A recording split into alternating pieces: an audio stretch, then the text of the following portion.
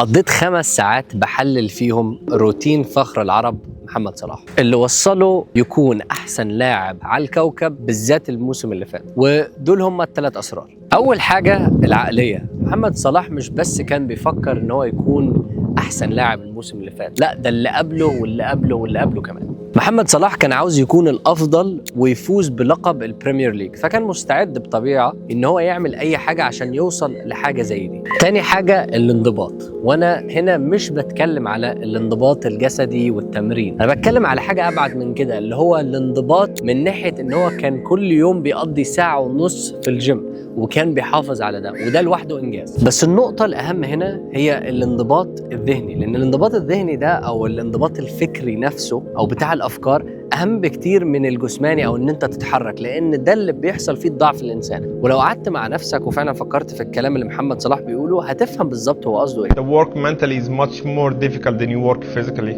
I work in a gym almost every day 1.5 hours. I go home I work again. تالت حاجة بقى الأكل والتمرين، ودي من أهم الحاجات اللي تخليه يقدر يواكب شباب أصغر منه عندهم 20 سنة بل ويعديهم كمان. أكله محسوب، كل تفصيلة في الأكل والتمرين معمول لها حساب، وده سبب نجاحه وده سبب إن احنا شايفينه بقى أصغر مما كان عليه قبل كده، وطبعا بيتقدم مع مرور السن ومش العكس. فعشان فعلا تتقدم لازم تكون مخلي بالك من ال3 حاجات دول، لأن كلهم بيكملوا بعض. خليك دايما واعي وخلي بالك من صحتك ونفسيتك.